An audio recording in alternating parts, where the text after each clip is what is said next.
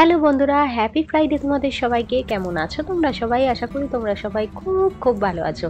আমরাও ভালো আছি। সকালবেলা ফ্রাইডেতে বেরিয়ে পড়লাম স্কুলে, কিন্তু আজকে আনন্দ একটা আলাদাই আছে।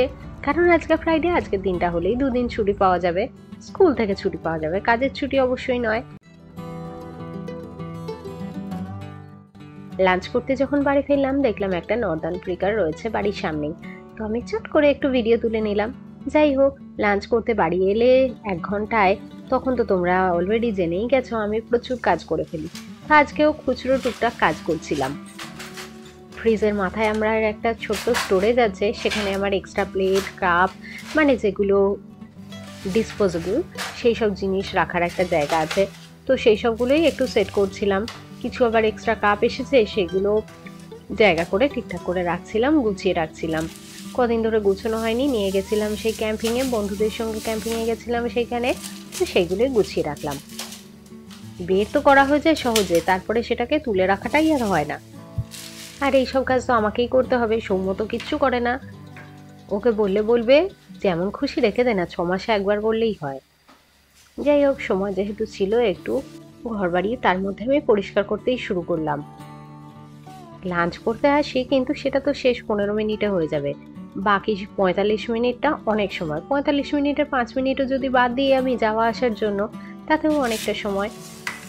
তাই আমি ঘর বাড়ি পরিষ্কার করছি। ওপরে গেস্ট তো চলে গেছে, 1 সপ্তাহ হলো, কিন্তু পরিষ্কার করা হয়নি, কারণ আমরা ওয়েট ভ্যাকিউমটা চালাবো।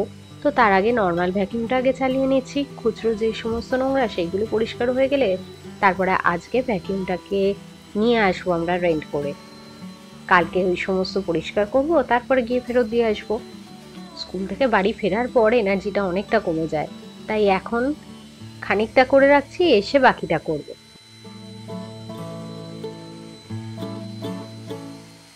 যাই হোক, চলো এবার খাওয়া দাওয়াটাও করতে হবে। মোটামুটি সময় হয়ে এসেছে এবার ফিরে যাওয়ার।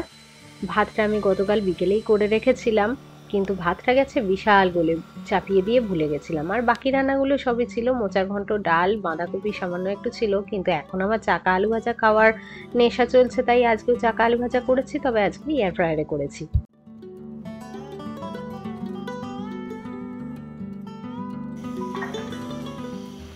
যাই হোক, এই সপ্তাহের মতো কাজ শেষ হয়ে গেলে চলে এসেছি বাড়ি। আজকে কি করব বলো তো? এখন আমি একটা সস বানিয়ে রাখছি। যখন পরশুদিনকে বারবিকিউ করছিলাম, একটা বেল পেপারও বারবিকিউ করে রেখেছিলাম, মানে পুড়িয়ে রেখেছিলাম, সেইটা দিয়ে পেঁয়াজ রসুন টমেটো দিয়ে সস বানিয়ে রাখছি। পনির, চিকেন বা পাস্তা, চিংড়ি, যে কোনো কিছুই এই সসটা দিয়ে ভালো লাগে। আর এইটা আমি হাই ফ্লেমেতেই করি। সামান্য একটু তেল দিয়ে রসুন পেঁয়াজ একসঙ্গে দিয়ে দিই, একটু হাই ফ্লেমেতে বেশ একটা পোড়া পোড়া ব্যাপার হয়ে যায়, ক্যারামেলাইজ হয়ে যায়। তারপরে আমি টমেটো দিই, টমেটোটাও একটু হালকা গলে গেলে তারপরে বেল পেপারটা তো অলরেডি রোস্ট করাই আছে, সেটাকেই আগে ঘুরিয়ে নিচ্ছি। ততক্ষণে আমার পেঁয়াজ টমেটোর প্রিপারেশনটা হয়ে যাবে। ওটা ঠান্ডা হলে তারপরে পেস্ট বানিয়ে নেব। ততক্ষণে দেখো বেল পেপারটা পেস্ট করা হয়ে গেছে। আর এটাও মোটামুটি হয়ে এসেছে। একটু নুন দিয়ে আরও খানিকক্ষণ হলে তারপরে আমি সেটাকেও মিক্সির জারে নিয়ে নিচ্ছি, কিন্তু দেখলাম প্রচণ্ড গরম, একটু ঠান্ডা হয়ে যাক, তারপরে এটাকে বেটে নেব। বেটে শুধু রেখে দেবো, বাকি সব কিছু পরে করব।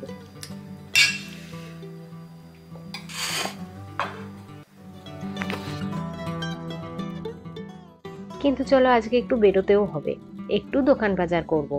নেক্সট উইকেন্ডটা থাকবো না, অ্যাকচুয়ালি মঙ্গলবার দিনই আমরা বেরিয়ে যাব বেড়াতে।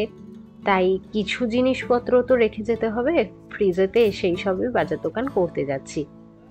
সবজিপত্র মোটামুটি শেষ হয়ে গেছে। আজকে এসেছি আমরা পাকিস্তানি দোকানে, আর এই দোকানটায় মিষ্টিটা ভালো পাওয়া যায়, মানে সৌম্যর বক্তব্য। আমি তো এইসব মিষ্টি খাই না, তো আমি অতটা ভালো বলতে পারবো না, সৌম্যই ভালো বলতে পারবে। আজকে দেখলাম হাঁড়ির দইও এসেছে।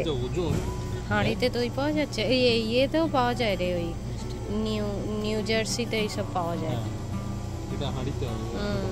মোটামুটি দোকান বাজারগুলোতে দেখলেই বোঝা যায় সিয়াটল এরিয়াতেও ইন্ডিয়ান বাড়ছে। এটা তো পাকিস্তানি দোকান, এখানে তো থাকবেই, সে তো ছেড়েই দাও। আজকাল এখানকার দোকানগুলোতেও ইন্ডিয়ান প্রোডাক্ট কিছু কিছু পাওয়া যায়। আমরা মাছটা সবসময়তেই এই পাকিস্তানি দোকান থেকেই কিনি, না সব সময় নয়, মাঝে মাঝে এশিয়ান দোকান থেকেও কিনি। তো এসেছি তখন ভাবলাম যে আজকে একটা কাতলা মাছ নিই, কিন্তু সব মাছগুলো বিশাল বড় বড়, তাই আর কিছুই নিতে পারলাম না। দেখলাম আজকে মাগুর মাছও রয়েছে, এটা আগে কোনোদিন দেখিনি, আজকেই প্রথম দেখলাম। ইলিশের ভ্যারাইটি আজকে প্রচুর রয়েছে, কিন্তু আগের দিনই ইলিশ কিনেছিলাম, এখন আর ইলিশ কিনবো না। এই দেখো, এটা রয়েছে আমাদের যে প্যাঙাশ মাছ, সেই মাছ। আর আমরা ফাইনালি নিলাম কিংফিশ, একেবারে পোর্শন করে কাটাই ছিল, সেটাই নিয়ে নিলাম। ক্লিন করতেও হবে না, সহজে হয়ে যাবে কাজ। তারপরে আমার কদিন ধরে ইচ্ছা হচ্ছিল খুব ফ্রোজেন পরোটা কিনবার, মানে বাড়িতেই খাওয়ার ইচ্ছা হচ্ছিল, কিন্তু করবার একটু সময় ম্যানেজ করে উঠতে পারছি না, তাই ভাবলাম কিনেই নেবো, খেয়ে দেখি কেমন হয়। আগে যখন ইউকেতে আমরা ছিলাম, তখন ওখানে অনেক রকম পরোটা কিনতাম, বেশ ভালোই হতো। দেখো, ঘুরতে ঘুরতে আজকে দেখলাম নিম পাতাও শুকনো রয়েছে। নিম পাতা খেতে দারুণ ভালোবাসি, নিম পাতাটা আগে কখনোই এখানে আমি দেখিনি, প্রথম দেখলাম আর নিয়েও নিলাম।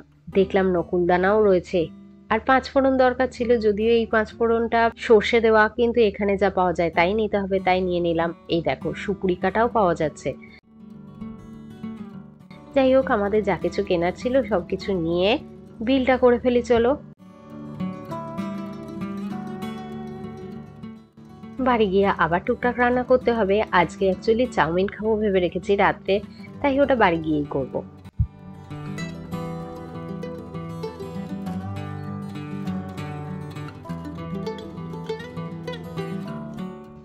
ওই আমাদের দেশি চাউমিন স্টাইলের 3টে নুডল ছিল, সেইটা দিয়েই ভাবলাম আজকে করে ফেলি।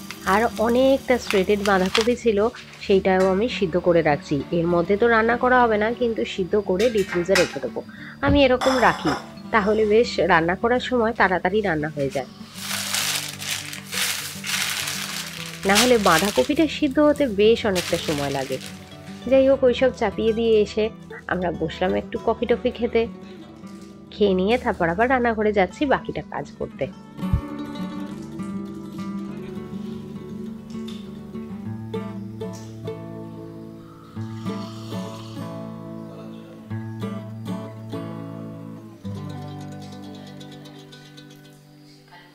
রসুন কুচি দিয়ে দিলাম, হ্যাঁ রসুন কুচি তো দিতেই হবে।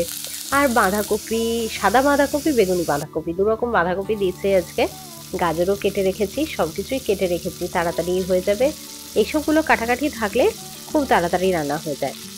এমনি তো চাউমিন, তবে আজকে ভেজ চাউমিন করব। ডিম, মাংস, চিংড়ি কিছুই দিচ্ছি না।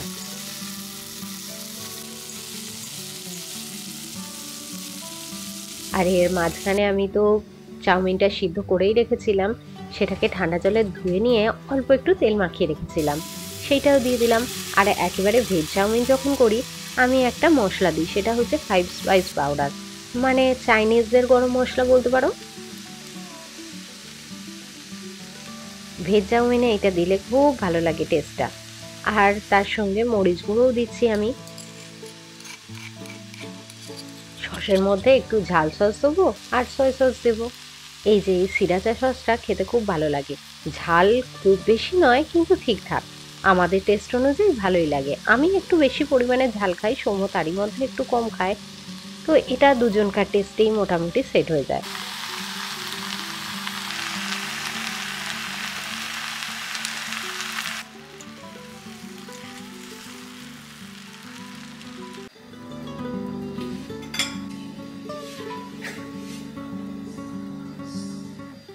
ভালো করে মিক্স করে নিয়ে তারপরে একটু গ্রিন অনিয়ন দিয়ে দিয়েছিলাম, ব্যাস হয়ে গেছে আমার চাউমিন রান্না। এই চাউমিন, পাস্তা এইসব রান্না করার এটাই একটা বড় সুবিধা, বেশ তাড়াতাড়ি রান্নাবান্না হয়ে যায়, যা সবজিটা কাটতেই একটু সময় লাগে। এইবারে রান্নাঘরটা একটু পরিষ্কার করে নিয়ে খেতে বসে পড়বো, মানে ডিনার করতে বসে পড়বো। এই এখন এত আলো দেখে তোমরা হয়তো ভাবছো যে বাবা ডিনার করতে বসবো। হ্যাঁ, এখন আমরা যখন ডিনার করি তখনও আলো থাকে, অ্যাকচুয়ালি আমি যখন শুই তখনও আলো থাকে। এত আলো নয়, তবে তখন ওই অন্ধকার আলো এইরকম ব্যাপারটা থাকে। কারণ এখন সানসেট হয় 9টা 10-15 নাগাদ, আর আমরা তো একটু তারই মধ্যে তাড়াতাড়ি ডিনার করি 8:30 নাগাদ, তাই তখন বেশ আলো থাকে। সৌম্য তো পায়ের ওপর পা তুলে অফিসের কাজ করছে, আর আমি এইসব করছিলাম।